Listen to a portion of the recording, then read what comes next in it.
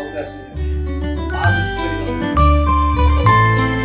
ఏ ప్రాంతంలో దేవుళ్ళలో చక్కగా ఉంటారు. అవునా తల్లి? చక్కగా ఉంటారు కానీ దేవుని ప్రకటిస్తారా? వాళ్ళకి అవకాశం లేదు. దేవుడు నాకు ఇచ్చాడు. హల్లెలూయా. నేను గొప్పని కాదు, అలానే అందగాన్ని కాదు, జ్ఞానవంతుని కాదు. నేను ఎవరినంటే దేవుని చేత ఎన్నుకోబడ్డ వ్యక్తిని. హల్లెలూయా. ఈ రోజు దేవుడు కూడా భక్తి రీతిగా నిన్ను నన్ను ఎంచుకున్నాడు.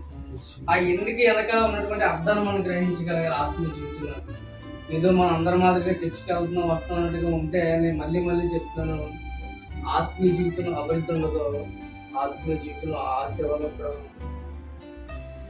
ఈరోజు వెళ్తున్నటువంటి గమ్యాన్ని అర్థం చేసుకోగలిగితే దేవుడు ఈ రోజే నిన్ను ఆశీర్వదించబోతున్నాడు. హల్లెలూయా. ఆ వెనకాలన్నటువంటి రీజన్ మనం అర్థం చేయాలి. దేవుడు మనం ఎందుకు ఎన్నుకున్నాడు అనేటువంటి హృదయంలో ఆలోచన ఎప్పుడైతే కలిగిందో దేవుడు దిగుచ్చు నీ పట్ల దృష్టి పెడతాడు.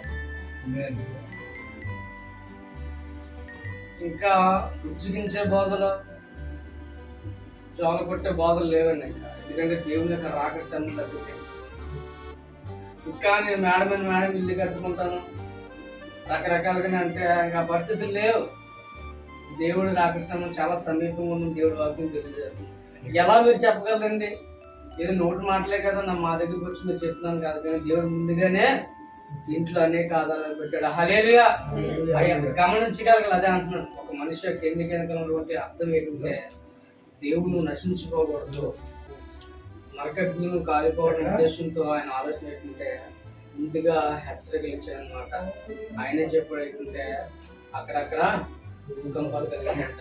ఒక రాజ్యమని మరొక రాజ్యం దండయాత్ర చేస్తారు, ఒక రాజ్యమని మరొక రాజ్యం యుద్ధం చేస్తారు. ప్రియమైన వాళ్ళు అప్పుడు మన టీవీలో మీరు గమనిస్తున్నారు లేదో, చూస్తున్నారు అయితే టీవీలో అనేక రకమైన యుద్ధాలు జరుగుతున్నాయి. ఉక్రెయిన్లో, లేకపోతే ఇజ్రాయెల్లో, అమెరికాలో, రకరకాల దేశాల్లో యుద్ధాలు జరుగుతున్నాయి.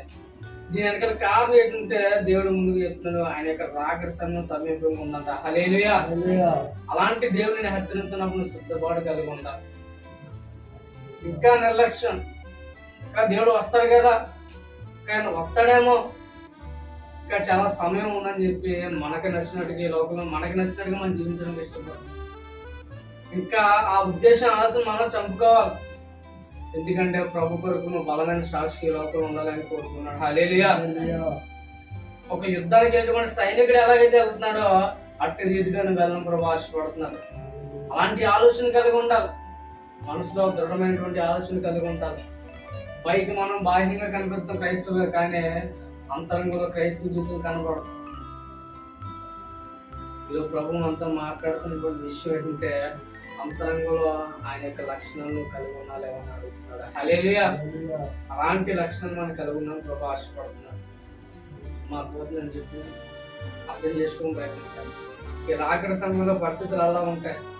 దాన్ని బట్టి మనం ఏం చేయాలంటే రక్షణ లేనివారు రక్షణ సిద్ధపడాలి. రక్షణ కలిగి ఉన్నవారు అంటే ఆ రక్షణ జీవితాన్ని కొనసాగించుకోవడానికి నమ్మకంగా యథార్థంగా ముందుకెళ్ళడం ప్రయత్నిస్తూ ఉంటుంటారు. బైబిల్లో ఒక వ్యక్తిని పరిచయం చేస్తాను. ఆ వ్యక్తి ఎవరంటే హిజ్కియా. హిజ్కియా కోసం అందరికీ తెలుసా? ఆయన మా పండగపేటలో ఉండే వ్యక్తి కాదని అంటారు. హల్లెలూయా. హిజ్కియా ఎవరంటే దేవుని చేత ఎన్నుకోబడిన వ్యక్తి. దేవుని యొక్క ఉద్దేశంలో, దేవుని యొక్క ప్రణాళికలో ఉన్నటువంటి వ్యక్తి హిజ్కియా. ఈ హిజ్కియాని దేవుడు ఎన్నుకొని రాజ్యం ఆయనకు అధికారం ఇచ్చాడు. ఎలా ఇచ్చాడంటే రాజుకి ఇచ్చాడు. హల్లెలూయా. సామాన్యులైన రాజుగా మార్చబోతున్నాడు. ఈ సమాజంలో ఎవరి మీద తక్కువ దృష్టి పెడతారో లోకస్తులు వారిని దేవుడి రోజు గొప్పగా ఎంచుకోబోతున్నాడు. హల్లెలూయా. ఈ రోజు ఆ జాబితాలో నువ్వు కూడా ఉన్నావు. దృష్టి పెట్టి ఆలోచించగలిగితే, దేవుని యొక్క ప్రేమనికి అర్థం కలిగితే, ఈ హిజ్కియాని దేవుడు ఎన్నుకుని ఏం చేశాడంటే అనేక మంది జనసమూహానికి ఆయన రాజుగా ఎంచుకున్నట్టుగా మన వల్ల దేవుని పట్ల ఎంతో ఆసక్తి, దేవుని అంటే ఎంతో ప్రేమ, ఆయన పనన్నా, ఆయన ఆలోచన, ఆయన కార్యక్రమాలు సరే సక్రంగా ఎలాంటి ఇబ్బంది లేకుండా ఆ పనిని ప్రేమించి ముందుకెళ్ళేటువంటి వ్యక్తి హిజ్కియా. ఎంత పని అంటే ఎంత ఇష్టం అంటే దేవుడు అంటే ఆయన చర్చ ఎంత ఇష్టం. ఆయన కోసం ఏమైనా చేయడానికి కూడా ఆయన సిద్ధపడేటువంటి వ్యక్తిత్వం హిజ్కియా. నిద్రపోయే హల్లెలూయా చెప్తా. హల్లెలూయా. మా నిద్ర పోకండి, ఓకేనా? అయిపోయింది. అమ్మా సమయం అవుతుంది కాబట్టి అంటే నేను ఎక్కడ అడుగుతాను, ఎందుకంటే గమనించండి అయిపోతుంది. హిజ్కియా అని దేవుడు అనుకున్నప్పుడు ఏం జరిగిందో తెలుసా? గమనించండి. చాలా ఆసక్తి, దేవుడు అంటే చాలా ఇష్టం అన్నమాట. మనకు కూడా చాలాసార్లు లేదండి నేను దేవుడి కోసం ఏదైనా చేస్తానండి, దేవుడు అంటే నాకు ప్రేమ అండి అని చెప్పి మన జీవితం ప్రారంభంలో క్రైస్తవ జీవితంలో చాలా గట్టిగా పనిచేస్తాం ఆయన కోసం.